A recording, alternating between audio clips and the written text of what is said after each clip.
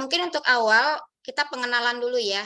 Tidak apa-apa Ibu Gladys, ini memang kita nanti fokus titik beratnya di fasilitas pelayanan kesehatan ya, tapi tidak apa hampir sama. Karena K3 ini juga pastinya ada di mungkin di industri ya, di perusahaan pasti ada ya. Apa? Saya coba share screen ya, Mbak Dinda.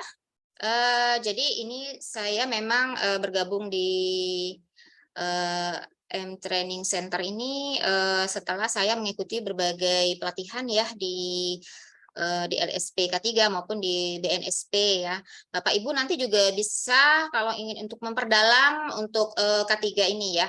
Karena kita kan waktu kita malam ini hanya 1 jam ya. Jadi untuk gambaran secara umumnya mungkin saya sampaikan sekarang. Karena kalau mengingat waktu, biasanya kalau pelatihan K3 ini mungkin bisa 2 atau 3 hari ya, Mbak Dinda ya.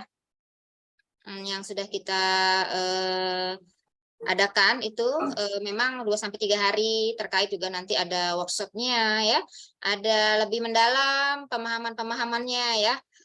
Tapi tidak apa, mungkin 1 jam ini sudah bisa menambah wawasan Bapak Ibu sekalian untuk khususnya K3 di fasilitas kesehatan.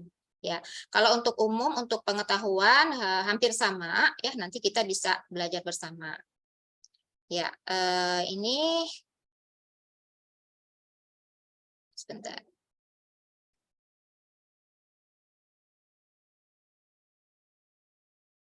Ya, ini untuk pendahuluannya kita harus tahu dulu definisi operasionalnya ya, bahwa fasilitas pelayanan kesehatan itu tempat kerja ya, salah satu tempat kerja yang memiliki risiko terhadap keselamatan dan kesehatan sumber daya manusianya ya, terutama yang ada di dalamnya ya. Walaupun tidak di fasilitas pelayanan kesehatan, itu juga bisa misalnya di perusahaan ya, seperti Ibu Gladys tadi, atau mungkin di sekolah ya, di institusi, di kampus ya, apalagi kalau di industri ya, itu pasti lebih banyak ya SDM-nya dan itu harus dikelola untuk keselamatan dan kesehatannya ya. Terhadap kalau di rumah sakit ini karena kita mengacu temanya untuk fasilitas pelayanan kesehatan, jadi termasuk di dalamnya ada staf, ada pasien, ada pendamping pasien, pengunjung maupun masyarakat di sekitar lingkungan fasilitas pelayanan kesehatan. Nah, sumber daya manusianya juga disebut yang bekerja baik di Pasienkes maupun kesehatan tenaga medis maupun non medis ya, baik tenaga kesehatan maupun non kesehatan. Nah, untuk menciptakan kondisi pelayanan kesehatan yang sehat, aman, selamat, dan nyaman, perlu diselenggarakan keselamatan dan kesehatan kerja di fasilitas pelayanan kesehatan ya, maupun nanti di perusahaan Bapak Ibu tempat bekerja. Jadi memang K3 ini sudah menjadi kewajiban ya, baik di sarana pelayanan kesehatan maupun tempat kita bekerja di tempat yang institusi lain. Ya. Nah, ini nanti kita akan bicara tentang standarnya, kita mengacu ke Permenkes ya, untuk gambaran umum, dan tentunya karena kita temanya di fasilitas pelayanan kesehatan, nanti kita bicaranya di Pasienkes ya.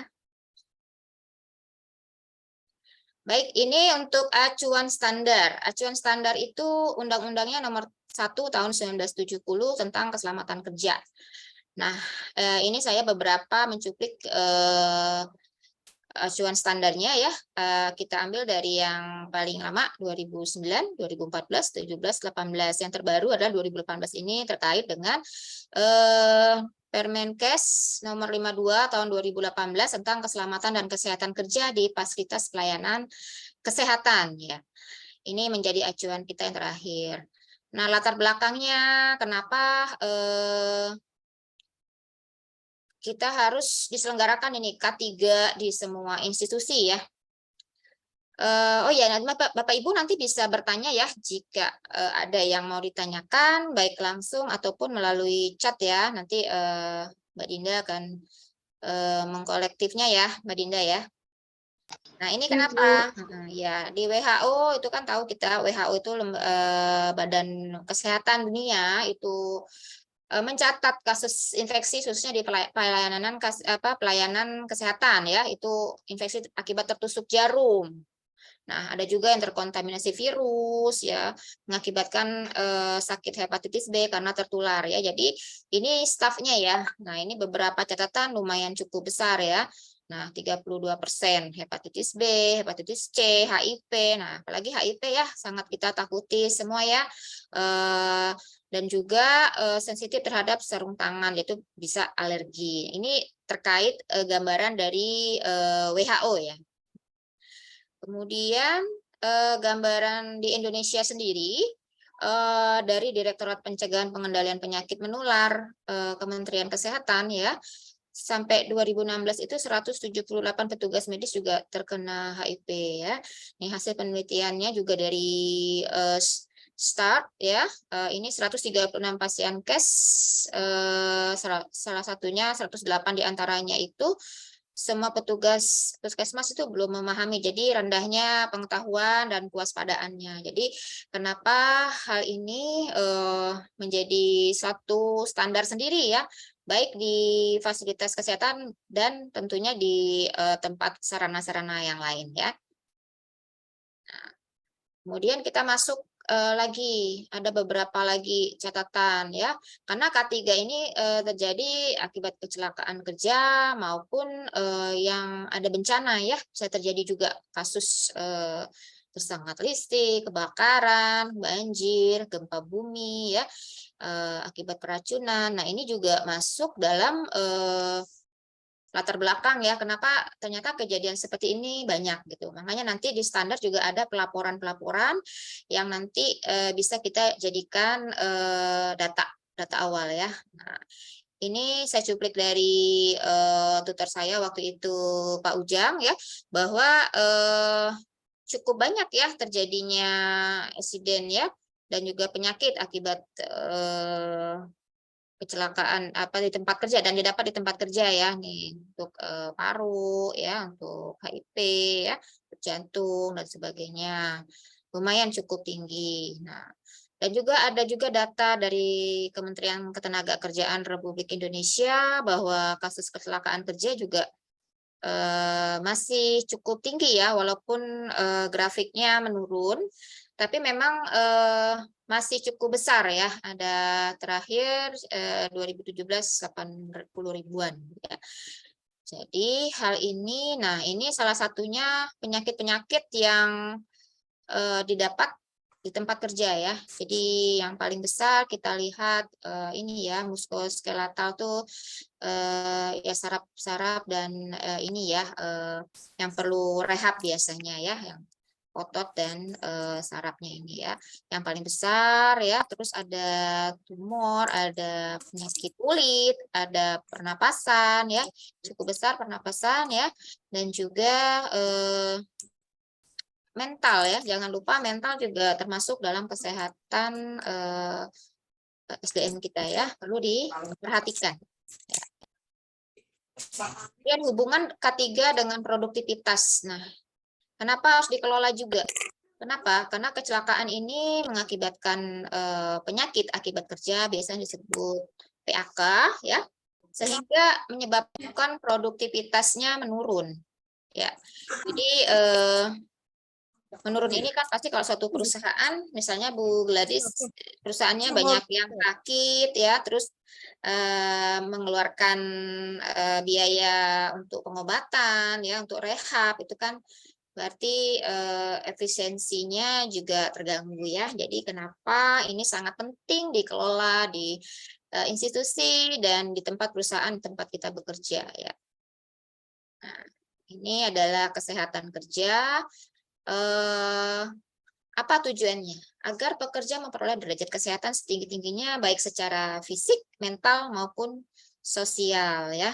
Jadi ini tujuannya ya, terus upaya-upayanya cukup banyak ya, dari preventif, promotif, kuratif dan rehabilitatif. Ini adalah upaya K3 dalam menjaga keselamatan dan kesehatan kerja ya. Jadi K3 itu keselamatan dan kesehatan kerja. Nah, ini secara promotif apa upaya-upayanya dari tim K3 atau yang sudah dibentuk di suatu institusi ya. Dia akan melakukan 4 tadi upaya untuk K3 ya. Dari promotif, preventif, kuratif, dan rehabilitatif. Nah, ini kalau promotif apa sih yang harus dilakukan dari tim K3 sendiri di suatu institusi ya.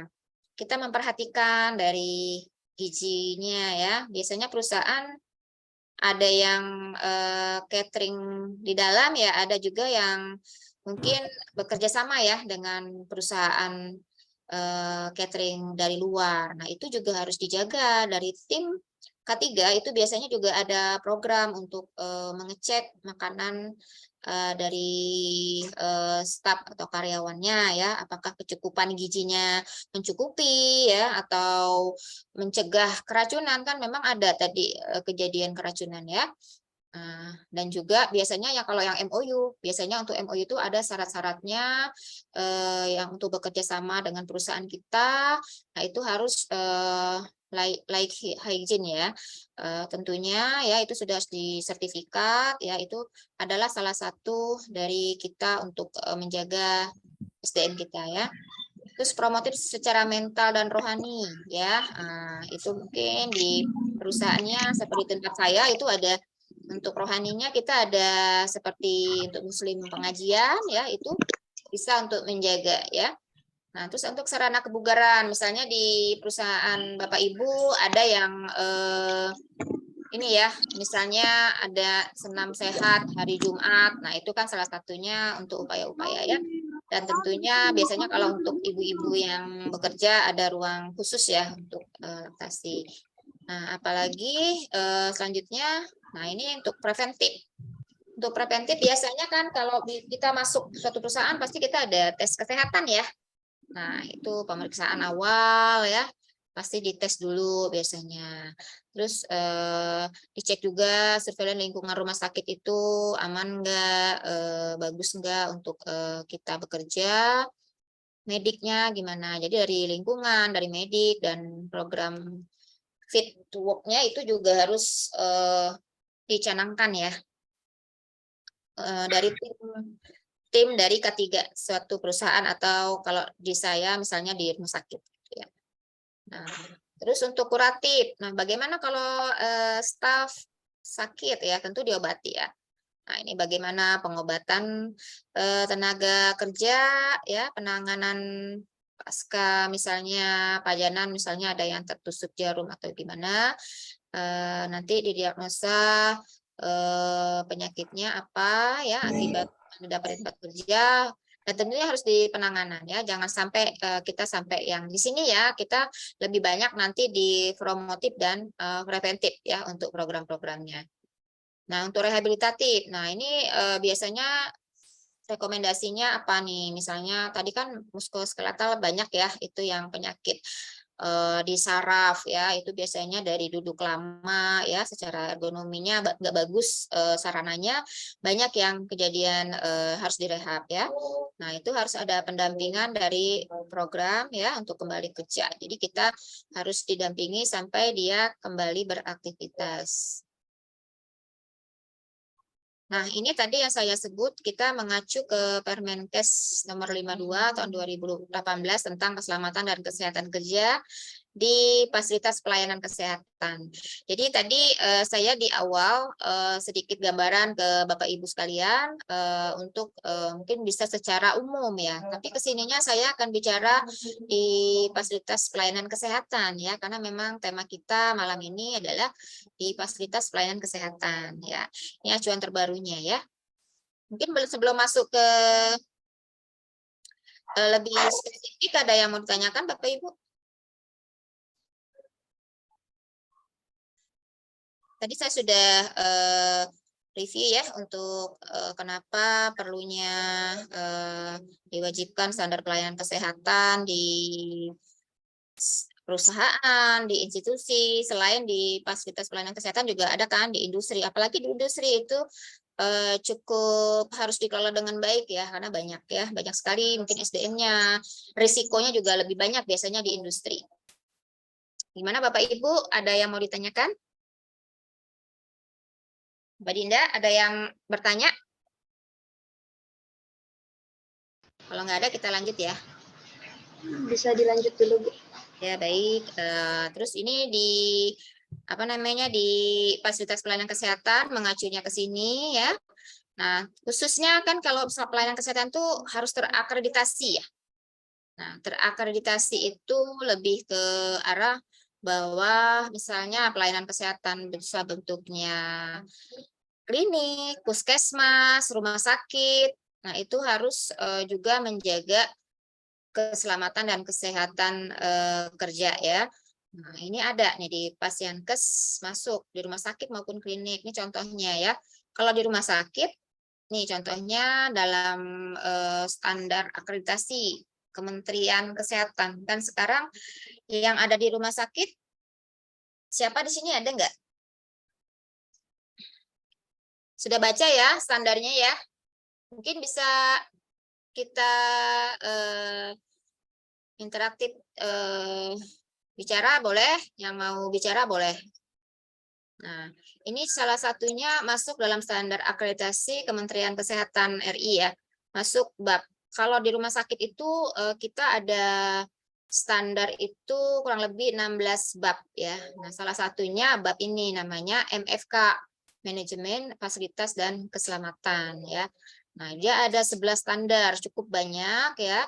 Mengacunya terkait keamanan, keselamatan, dan utilitas. Jadi nanti K3 ini ada di dalam standar ini, standar MFK di standar akreditasi Kementerian Kesehatan. Nah, ini yang harus kita untuk yang teman-teman, Bapak Ibu yang ada di rumah sakit, inilah yang harus kita persiapkan ya untuk penilaian karena tema kita kan untuk akreditasi ya, jadi fokusnya memang ke sini gitu. Nah, ini juga masuk ke standar di KPS, kualifikasi pendidikan dan staf. Jadi kalau di rumah sakit akreditasi ada 2 bab yang mengacu untuk K3 ini ya. Ada standar KPS 9 tentang harusnya menyelenggarakan pelayanan kesehatan dan keselamatan staf ya. Jadi ini harus diikuti ya. Ini nanti kita akan bahas untuk rumah sakit kalau memang waktunya memungkinkan tentang MFK ini ya. Karena waktu kita kan sangat pendek ya. Nah, ini contohnya yang ada di dalam standar MFK ya. MFK, ini saya merahin bahwa keselamatan meliputi bangunan, sarana, fasilitas, konstruksi, lahan, peralatan rumah sakit ya yang tidak menimbulkan bahaya bagi pasien, staf atau pengunjung ya. Ini harus terstandar semuanya ya. Kalau untuk KPS ini rumah sakit KPS 9 menyelenggarakan pelayanan kesehatan dan keselamatan staf ya, di mana untuk menjaga kesehatan fisik, mental ya, kepuasan produktivitas dan keselamatan staf dalam bekerja ya. Jadi memang harus diselenggarakan oleh rumah sakit ya atau paskes klinik ya yang lain ya, yang FKTP pelayanan primer pertama itu kan kalau pelayanan kesehatan, mungkin Bapak Ibu yang tidak di pelayanan kesehatan, jadi pelayanan kesehatan itu berjenjang ya, ada yang dari Paskes 1 ya, seperti klinik, puskesmas ya, itu adalah Paskes pertama ya, jadi yang memang biasanya kalau untuk level berobat ya, misalnya itu pasti ke Paskes pertama dulu ya. Nanti kalau memang sudah tidak bisa ditangani di Paskes yang pertama, nanti bisa dirujuk ke rumah sakit. Ya, seperti itu. Mungkin Bapak Ibu yang di rumah sakit bisa paham ya. Nah, ini yang masuk dalam klinik ya. Jadi saya Pasienkes tadi saya jelaskan ada tingkatannya ya, level pertama, kalau rumah sakit level kedua ya. Nah, ini yang pertama itu di klinik juga masuk dalam akreditasinya. Kalau klinik akreditasinya babnya cuma 3 ya. Kalau rumah sakit ada 16 gitu, lebih kompleks ya. Kalau misalnya klinik itu masuk dalam bab yang pertama TKK ya, tata kelola klinik. Nah, ini masuk dalam standar 3, tata kelola fasilitas dan keselamatan. Jadi K3 ini di fasilitas pelayanan kesehatan sangat dibutuhkan karena ada dalam standar penilaian akreditasi. Sampai sini Bapak Ibu ada yang mau ditanyakan?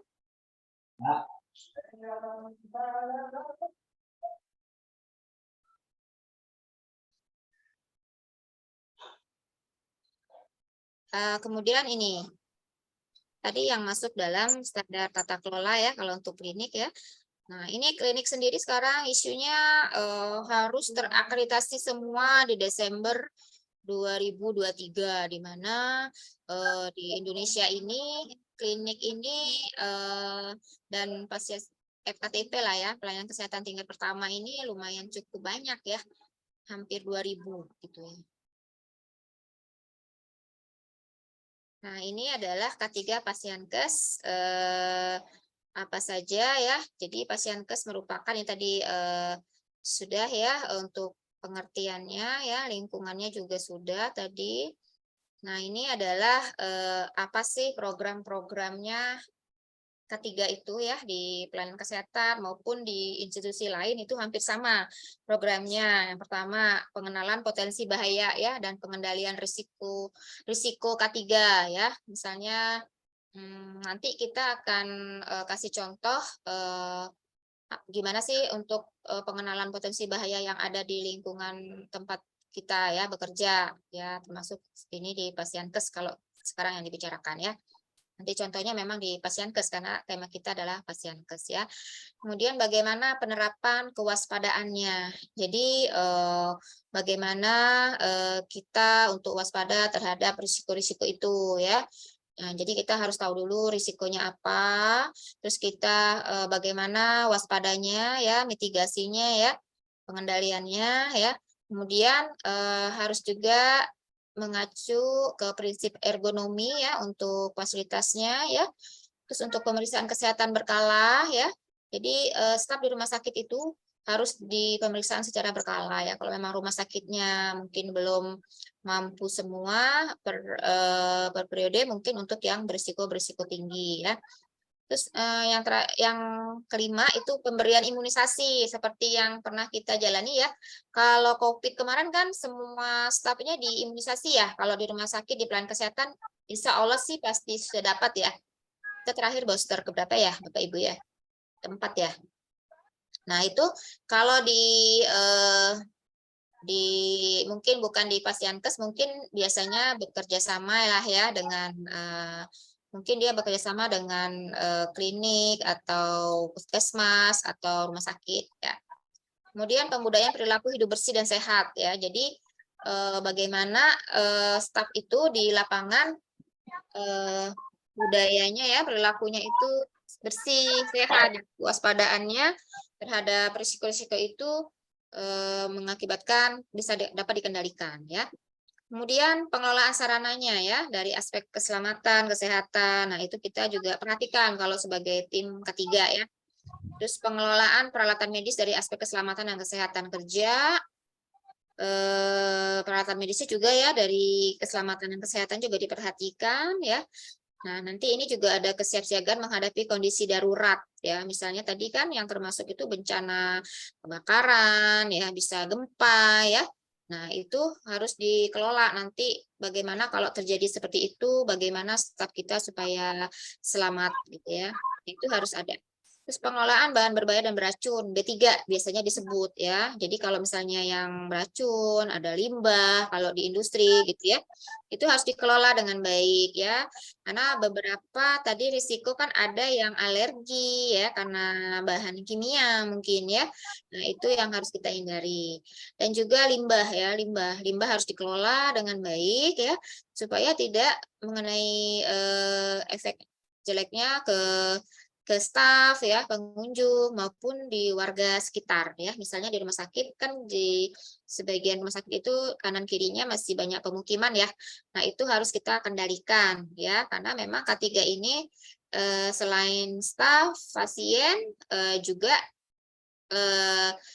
masyarakat sekitar pasien itu sendiri ya. Baik, sampai sini ada yang ditanyakan Bapak Ibu?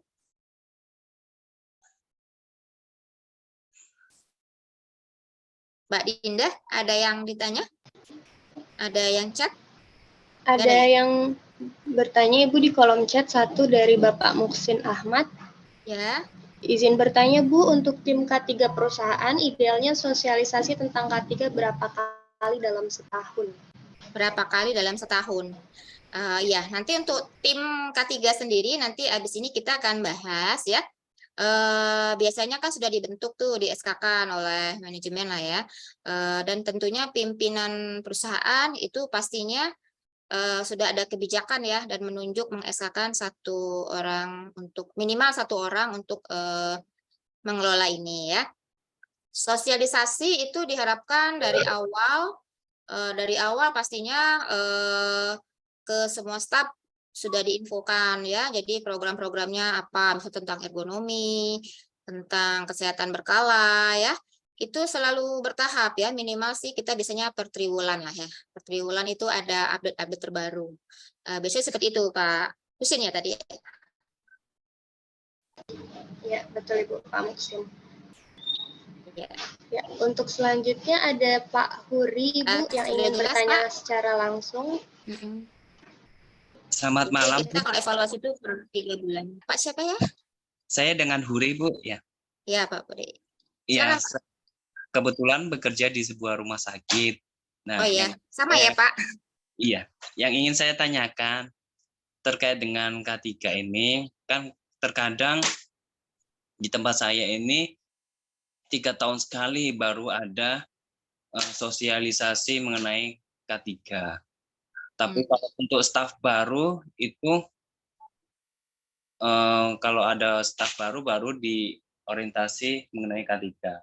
Ya.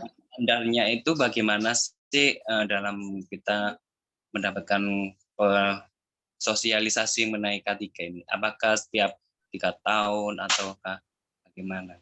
Karena kalau ya. kalau 3 tahun mungkin kita lupa kelamaan ya. Pak. Iya. Iya, kelamaan tuh. Bapak maaf, di rumah sakit di daerah mana Pak? Malang, Jawa Timur. Oh, Malang, Jawa Timur ya. Memang sih Pak, ini tuh memang di K3 ini masih belum terlalu ini ya, masih kayak dikesampingkan lah gitu kalau di industri atau perusahaan kita ya. Makanya ini dimasukkan dalam standar akreditasi ya. Jadi diharapkan manajemen ya rumah sakit ataupun owner sangat memperhatikan kesehatan dan keselamatan stafnya ya dan juga yang terkait. Nah, kalau memang idealnya ya Pak, kan kita pasti setiap tahun kita buat program kerja ya, pasti ya, di rumah sakit Bapak juga ada ya. Nah, biasanya kan selain dari mungkin instalasi yang ada, dari tim-tim yang ada di rumah sakit itu kan buat program kerja. Nah, biasanya yang idealnya untuk awal tahun itu akan ada sosialisasi kepada semua staf ya.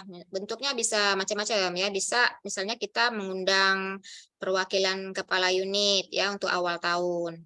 Nah, nanti kita akan buat nggak mesti kumpul ya. Kita buat kayak leaflet gitu ya. Itu terkait misalnya ergonomi ya, terkait mungkin untuk perilaku sehat, penggunaan mungkin pelindung diri ya APD. Nah, itu biasanya sih kita by leaflet atau sekarang kan digital ya Pak, mungkin dari flyer-flyer itu bisa kita bagikan ke seluruh staff gitu ya. Kalau idealnya sih kita kalau evaluasi kan minimal 6 bulan lah ya. Kalau enggak 3 bulan, 3 bulan nggak bisa, kan 3 bulan, 6 bulan, dan 1 tahun. Tapi minimal banget itu biasanya 6 bulan sekali kita ada sosialisasi Pak idealnya Pak. Begitu. Apakah udah menjawab Pak? Memang itu kebijakan dari nanti perusahaan atau pimpinan institusi, dan juga nanti di rencana kerja dari tim K3-nya di rumah sakit tersebut. Gimana Pak? Udah terjawab? Oke Bu, terima kasih Bu. Oh iya, baik. Izin bertanya nih Bu, kalau Oh iya. standar K3 rumah sakit itu kan itu yang memegang itu apa boleh bagian misalnya kesehatan masyarakat? Karena kalau kita di rumah sakit sendiri belum ada yang jurusan K3 sendiri yang menangani. Oh belum ya Pak. Boleh Pak, tapi memang baiknya itu dia sudah mengikuti pelatihan. Jadi setidaknya satu orang itu yang ditunjuk, yang misalnya tunjuk pimpinan itu setidaknya mengikuti pelatihan K3 Pak. Boleh Pak, SKM itu SKM ya Pak, bisa. Boleh tenaga perawat senior di tempat kita ada K3 gitu. Bisa Pak. Boleh. Asal setidaknya mendapat pelatihan lah minimal sekali gitu. Itu, Pak. Mungkin diajukan nanti di K3 PAS juga ada nanti tentang K3 pelatihannya. Itu Pak. Boleh Pak, dengan background yang berbagai macam boleh. Asal dia paham. Udah menjawab Pak? Kita lanjut ya. Siap. Kita lanjut ya Bapak Ibu, ini di Pasienkes ketiga ya. Nah ini tadi yang saya bilang kita bagaimana memulainya ya untuk diselenggarakan ini. Kita pasti dibentuk timnya tadi minimal 1 orang sebagai pengelola ya. Itu dia harus tersertifikasi. Tadi yang saya bilang sebisa mungkin dia sudah memahamilah program-program K3 ya. Tidak apa-apa misalnya 1 orang dilatih ikut pelatihan ya yang mungkin 2-3 hari nggak apa-apa, atau dengan singkat-singkat seperti ini tapi sudah lebih paham nggak apa-apa gitu ya. Jadi berjalan aja gitu, tidak menunggu yang misalnya susah harus BNSP atau gimana, nggak perlu, nggak apa-apa. Terus ada komitmen dari Pasienkes, jadi biasanya dari pimpinan ya, dari struktural itu ada komitmennya ya, bahwa memang di kita itu harus diselenggarakan K3. Terus bagaimana dengan kebijakan dan tujuannya ya. Jadi kalau sudah dibentuk itu pasti kan biasa kalau kita dibentuk tim kita buat program kerja ya, program kerja. Nanti biasanya diajukan oleh tim ya, tim K3 ya. Nanti juga akan disusun regulasi, misalnya kebijakan, misalnya kalau kita di rumah sakit ya, saya contohkan di Pasienkes di rumah sakit misalnya. Kebijakannya tentang K3 ini seperti apa? Strukturnya seperti apa? Terus nanti yang memegang siapa, anggotanya siapa, terus tugas fungsinya apa ya, itu akan ada kayak SK direktur ya, dan juga SPO yang mendukung. Misalnya kalau terjadi bencana, penanganan bencana seperti apa nih SPO-nya. Nah, terus nanti kalau ada bencana ini ada lagi itu memang sih kalau untuk lebih dalamnya nanti ini kan saya bilang kalau pelatihan yang lengkapnya itu kurang lebih bisa 3 hari ya. Tapi ini kan kita gambaran dulu ya, luarnya dulu lah. Jadi itu harus ada program-programnya ya. Nah ini tugas timnya. Jadi kalau misalnya sudah dibentuk, dia ngapain saja sih? Ini banyak juga sih tugasnya ya. Salah satunya pasti dia mengolah analisis data dulu. Kan kalau kita mau bikin program pasti kita lihat data dulu dong. Misalnya selama ini seperti apa nih di lapangan, dipotret dulu ya. Jadi kita cek datanya, melihat observasi ya. Nah, terus kita menyusun, memberikan rekomendasi untuk pertimbangan kepada pimpinan ya. Jadi misalnya ya kita ajukannya dalam bentuk program ya.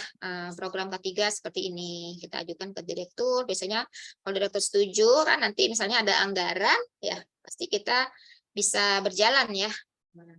Terus untuk merumuskan kebijakan ya, regulasi-regulasi itu pasti dibuat juga ya. Tadi pasti ada rapat-rapat dong ya. Biasanya minimal sih ya sebulan sekali adalah rapat, atau kalau enggak 1 bulan, 3 bulan gitu ya. Nah, asal berjalan nih programnya.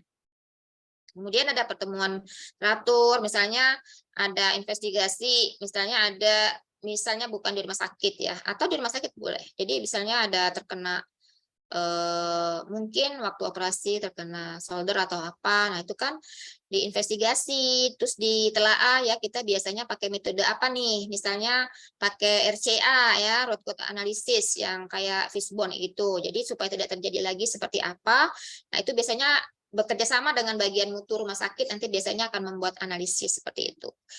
Nah, terus juga tadi promosi ya,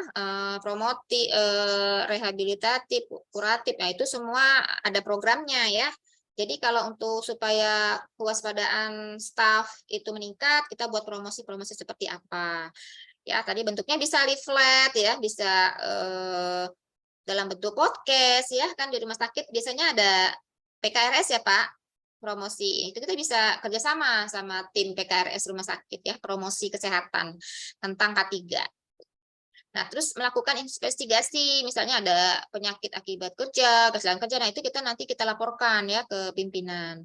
Terus berpartisipasi, misalnya kalau misalnya mau beli alat yang peralatan baru, nah kita biasanya ikutlah terlibat merekomendasikan misalnya untuk yang keselamatan dan kesehatan untuk yang mungkin nanti akan menggunakan ya, terus mengevaluasi, terus bagaimana mencatat laporan-laporan itu ya untuk diserahkan ya untuk ke pimpinan ya. Jadi tugasnya seperti itu kurang lebih ya Bapak Ibu.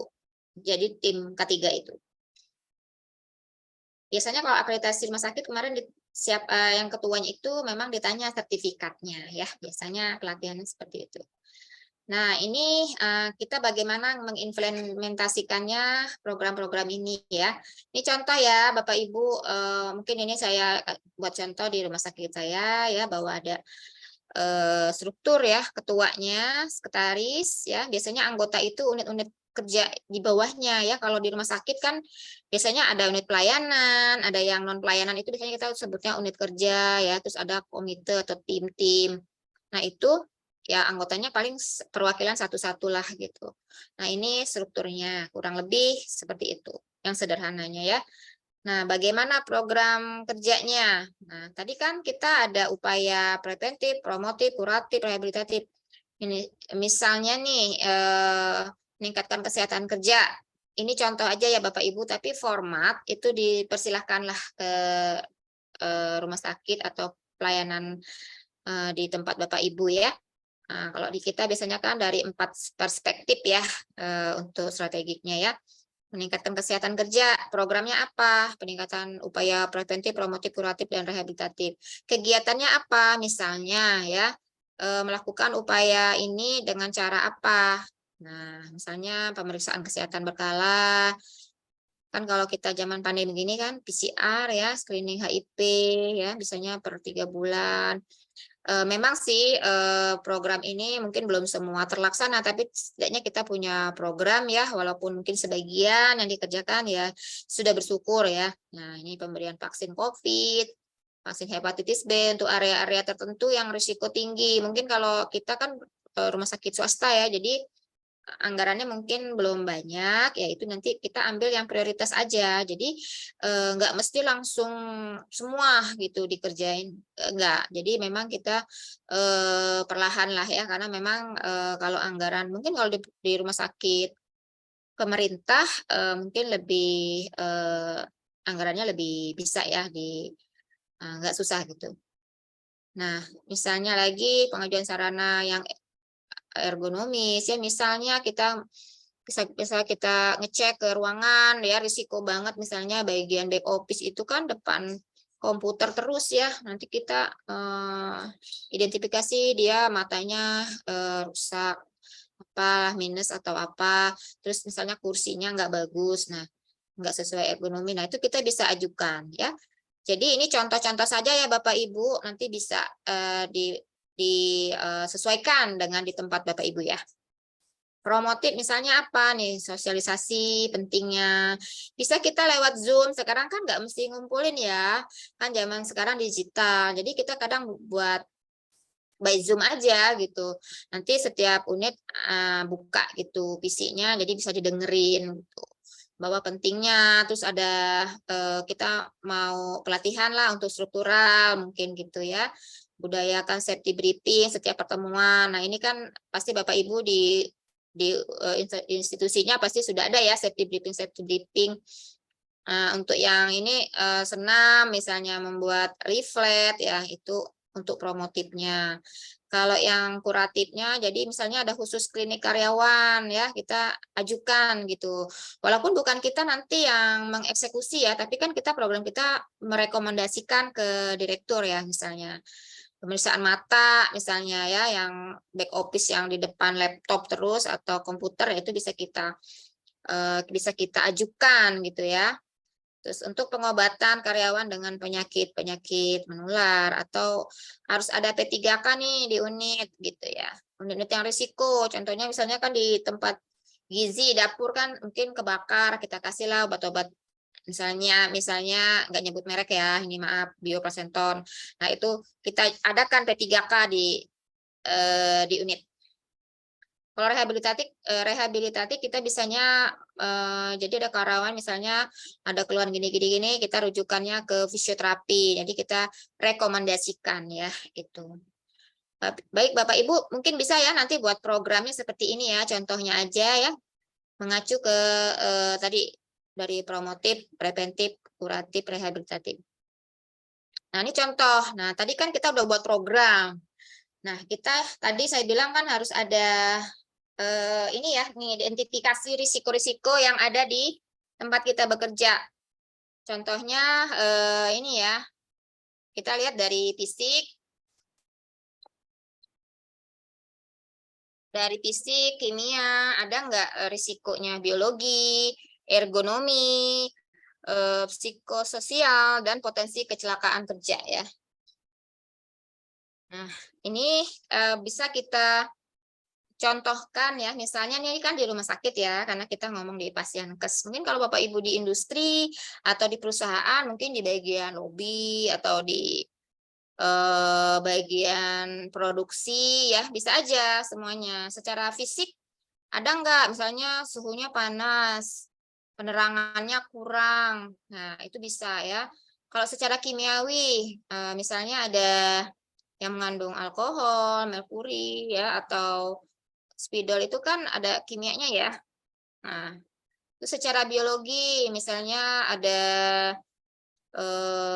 ya binatang-binatang ini ya, yang contohnya ada kecoa gitu ya, ada kucing, nyamuk gitu ya. Secara ergonomi posisinya statis, posturnya tidak natural, pekerjaan monoton, itu untuk psikonya ya. Jadi dia mental, lebih ke mental ya. Potensi kecelakaan kerja, tersusuk jarum, tertimpa barang ya. Nah, ini adalah contoh-contoh identifikasi. Jadi Bapak Ibu yang tim K3 nanti coba mengidentifikasi risiko yang ada di unitnya masing-masing. Oke. Ini contoh saja ya Bapak Ibu, nanti bisa disesuaikan di tempat Bapak Ibu bekerja. Kemudian contoh potensi bahaya di Pasienkes berdasarkan ruangan. Nah, misalnya di ruangan ini, pendaftaran lagi nih contoh, bahaya fisiknya apa? Tadi kan, ada radiasi komputer, kan depan komputer terus ya. Kimia misalnya dengan bahan pembersih atau debu, biologi dengan bakteri, virus ya. Ini yang sekarang kan kita harus pakai APD kan, masker. Psikososial ya, misalnya dengan mungkin dia di tempat yang mungkin penanganan komplain ya, jadi dia memang emosinya lumayan ini ya, jadi emang perlu di maintenance. Misalnya dia harus seperti apa ya, risikonya tinggi nggak secara psikis ya. Terus ergonomi ya, ini yang tadi tempat kita bekerja, bahaya kecelakaan, misalnya terjatuh, sandung. Nah, misalnya nanti banyak kabel yang melintang gitu ya. Nah, itu juga risiko ya. Jadi risiko tersandung atau jatuh ya. Nah, itu bisa dimasukkan. Jadi Bapak Ibu bisa mengidentifikasi risiko-risiko terhadap yang dilihat, diobservasi ya. Jadi boleh nih dari fisik, kimia, biologi, psikososial, bahaya ergonomi, dan kecelakaan kerja ya. Jadi itu.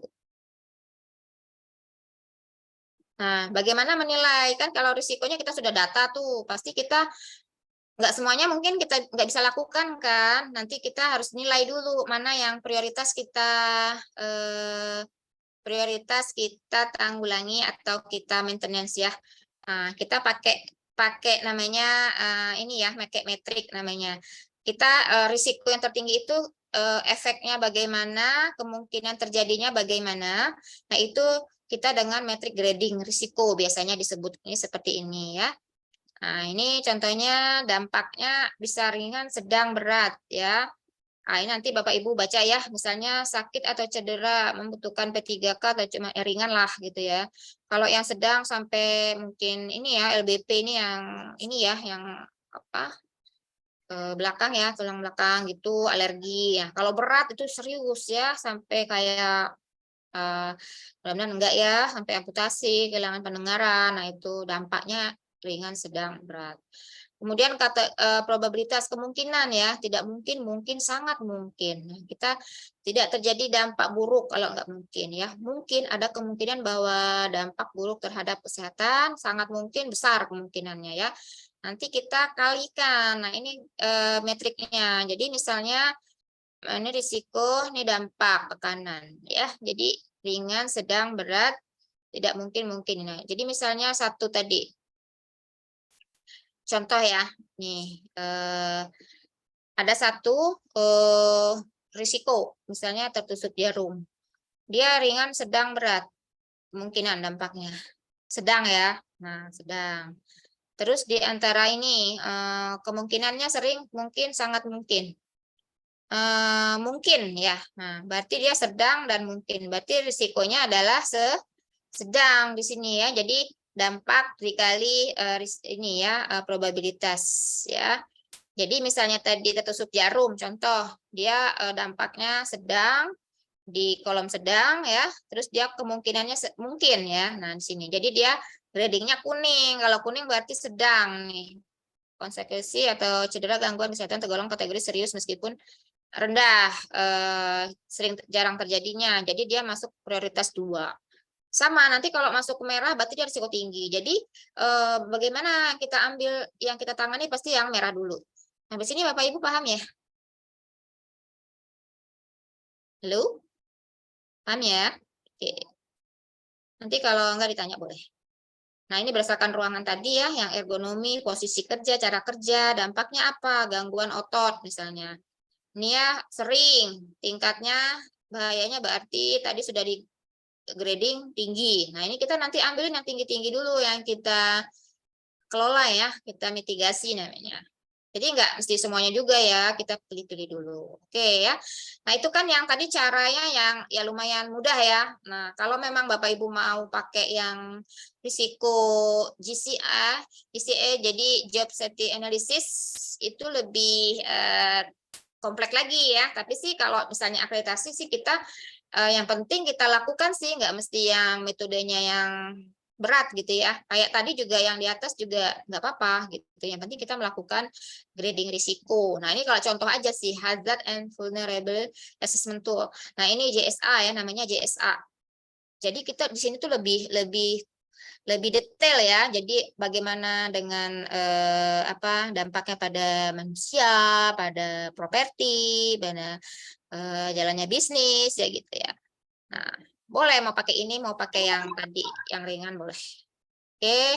Nah, bagaimana kita mengendalikannya? Pasti kita mengendalikannya yang paling efektif itu kita bagusnya sih mengeliminasi atau mensubstitusi ya, pengendalian teknik. Terus aplikasi yang penggunaan APD ini kan paling ini ya, gampang ya. Nah, jadi kita pengendaliannya ini berdasarkan National Institute for Occupational Safety and Health. Nah, ini ya. Bapak Ibu bisa pengendalian infeksi ya, jangan lupa. Nah, ini kan APD kalau di rumah sakit, di klinik gitu kan pasti sudah tahu ya. APD yang digunakan ya. Contoh-contohnya ini ada penutup kepala, kacamata khusus ya, safety Google, face shield, masker, sarung tangan, jas lab, apron ya, pelindung kaki ada kan kalau di Kesehnkes itu ya, sepatu boot dan coverall. Itu yang kalau kita level 3 waktu zaman pandemi itu biasanya pakai coverall.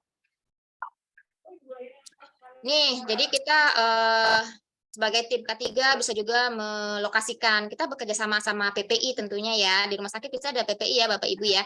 Kalau di industri mungkin bagian apa ya? Saya kurang tahu kalau di industri ya. Kalau dari Pasienkes itu bagian PPI, pengendalian infeksi lah, pencegahan pengendalian infeksi. Jadi di mana misalnya di lab itu pakainya yang ini, kalau ini pakainya yang mana gitu ya. Nah, itu dipakainya di mana? Itu kita lokasikan bekerja sama sama PPI. Oke, ini contoh-contohnya. Nah, masuk ke itu tadi sudah ini ya untuk keselamatan kesehatannya. Nanti kalau darurat, sekarang darurat. Ini waktunya sudah berapa ya, Mbak Dinda? Sedikit lagi ya? 5 menit lagi, Ibu. 5 menit. Oke, sedikit ya. Penanganan kondisi darurat. Jadi apa aja sih darurat di K3 ini? Biasanya kan bencana ya, bencana itu kebakaran, bisa nih. Contoh yang paling ini kebakaran dan ledakan ya. Bagaimana di sana harus tersedia proteksi kebakarannya apa, sprinkler, detektor panas, dan smoke detektor. Nah, itu nanti ada ya.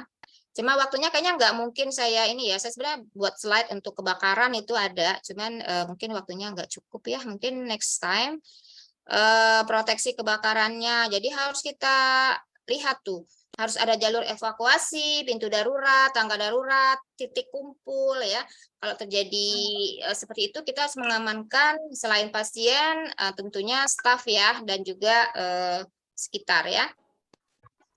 Mungkin itu Bapak Ibu yang bisa saya sampaikan. Untuk kebakaran kalau memang ada waktu, terserah Mbak Dinda mau dikasih waktu apa tidak. Mungkin sedikit ya, mungkin gambar-gambarnya aja yang mungkin Bapak Ibu belum ini ya. Sebentar.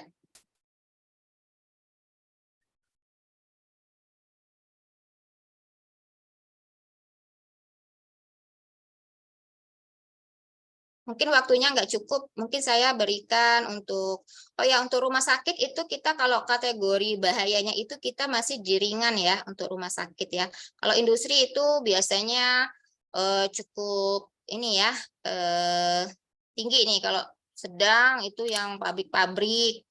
Kalau yang lebih tinggi lagi pabrik pesawat, pokoknya yang mengandung bahan bakar lah ya. Nah, yang paling berat itu pabrik minyak bumi. Nah, ini berat ya. Jadi kalau rumah sakit masih di ringan ya. Nah, mungkin sedikit saya jelaskan penanggulangannya ya, bahwa untuk APAR Bapak Ibu udah tahu ya. Bentar, ini di rumah sakit saya ya. Nah, tadi bisa terjadi panas itu bagaimana teori terjadinya, mungkin Bapak Ibu. Nah, ini kita ada, saya jelaskan namanya APAR ya. Biasanya di perusahaan pasti ada ya APAR gitu ya. Nah, ini macam-macamnya ini, ada yang isinya macam-macam ya, ada yang CO2, ada powder, ada yang water, tapi yang awamnya sih yang powder ya. Nah, ini nanti kalau misalnya ikut pelatihan pasti diajarin caranya, teori-teorinya gitu ya, lebih lengkap.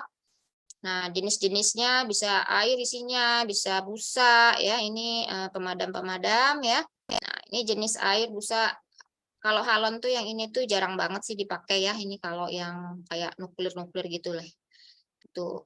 Nah, ini nanti kita tuh kalau nanti diajarin bagaimana pemadaman kebakaran itu yang sangat efektif yang mana, apakah busa yang bentuknya powder. Nah, nanti kita diajarin kalau ikut pelatihan khusus K3 ya. Bagaimana memadamkan api ya, cabut, arahkan, sweep ya, jadi kayak diarahkan, disemprot ya, ke ininya ya, megangnya yang ujung, jangan yang di pangkal ya, nanti kalau tangan kita yang ini. Nah, ini cara membawanya, ini yang benar kayak gini. Kalau tank kayak ini salah ya. Nih kayak gini. Sedikit. Nah, ini yang benar mencabutnya seperti ini, pegang ininya ya. Jadi ini ada cara-caranya. Nih caranya yang salah, yang benar tuh ujungnya ya. Nozzle-nya. Bukan di pangkal, karena pangkal kalau ini disemprot dia bisa beku tangan kita. Jadi yang ujungnya ya. Ini ya mungkin itu ya, kita juga melakukan inspeksi ya. Kalau Bapak Ibu nanti ikut pelatihan K3, kita akan diajak keliling, kita pengisian Jadi APAR di misal perusahaan itu tuh harus dicek ya setiap bulan minimal tuh. Jadi apa masih bagus apa enggak. Ini kalau mau lihat kalau masih ada isinya atau bagus tekanannya itu nunjuknya yang warna hijau, ininya masih oke, selangnya nggak ada yang bocor ya. Itu harus kita cek. Nah, ini waktu saya mengecek infeksi ini ya APAR ya. Jadi teman-teman nanti juga melakukan itu ya kalau sebagai tim ya. Nah, kalau di rumah sakit mungkin di Bapak Ibu perusahaan lain juga ada ya. Kalau pakai APAR kan pakai api yang masih kecil. Kalau nggak memungkinkan kita pakai namanya hidran ya. Hidran ini air kayak pemadam kebakaran itu ya yang dipakai. Ya, sprinkle juga ada, smoke detector. Ini smoke detector, ini sprinkle, ini hidran ya. Kalau Bapak Ibu tadi yang dibilang ada hidran dan sprinkle. Nah, kalau di rumah sakit kita misalnya ada ini kan memang kayak tugas. Jadi timnya nanti di K3 itu ada yang bagian tangga bencana, kebakaran ada sendiri, keamanan ada sendiri gitu ya. Ini khususnya. Jadi setiap unit misalnya di rumah sakit itu ada ruang perawatan anak, ibu ini. Nah, itu semua itu ada kayak gini. Jadi siap siaga bencana itu pagi siapa, siang siapa, malam itu pasti sudah dijadwalkan ya. Nah, nanti ini juga ada maksudnya ya.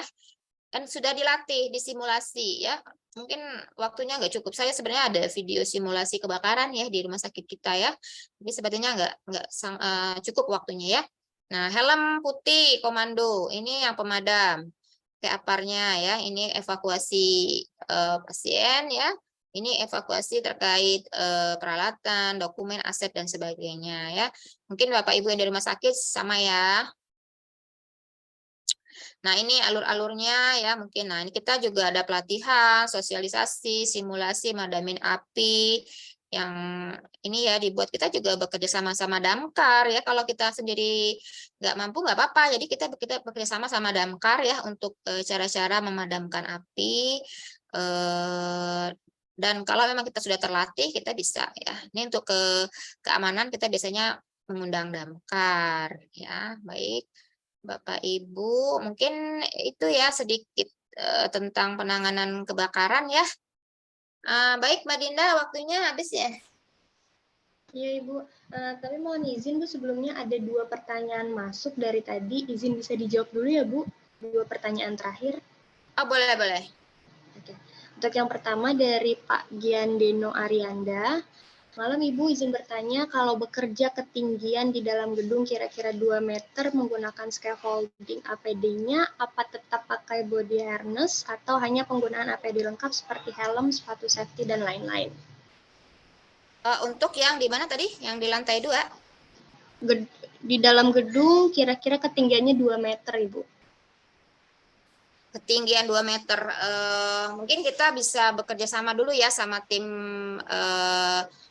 penanggulangan bencananya apa tadi? Maaf. Bakaran?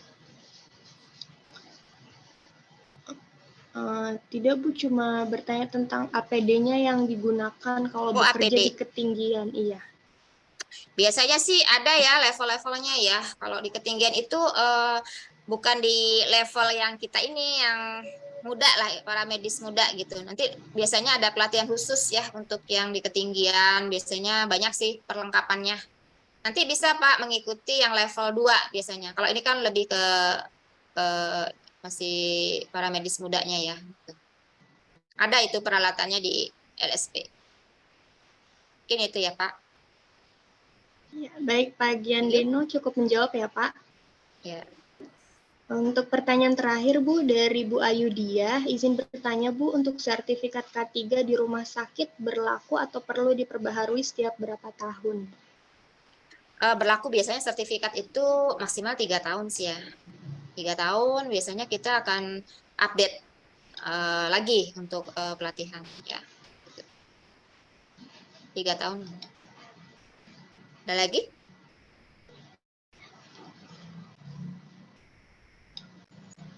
Ada lagi? Pak Ibu? Sudah Bu, tidak ada. Karena waktu ya, mungkin Bapak Ibu sekalian, ini sih gambarannya masih umum ya. Memang ada detail lagi sih banyak. Sebenarnya saya menyiapkan presentasi itu bisa 5 tadi. Tapi kan waktu nggak bisa ya. Mungkin kalau berminat nanti bisa menghubungi LSP ya untuk pelatihan ketiga yang lebih lengkap ya. Baik, Bapak Ibu, terima kasih perhatiannya. Saya ucapkan semoga bermanfaat ya buat Bapak Ibu sekalian, khususnya di Pasienkes. Assalamualaikum warahmatullahi wabarakatuh. Waalaikumsalam warahmatullahi wabarakatuh. Terima kasih Bu Suratni atas pemaparan materinya dan sudah mau berkenan berbagi ilmu malam hari ini. Mohon izin Bu, sebelumnya kita sesi foto bersama dulu ya Bu, sebelum kita Oh iya, akhiri boleh. kelas malam ini. Ya, baik Bapak Ibu, mohon izin bisa diaktifkan dulu kameranya. Kita adakan sesi foto bersama dulu sebelum kita akhiri kelas malam hari ini. Iya.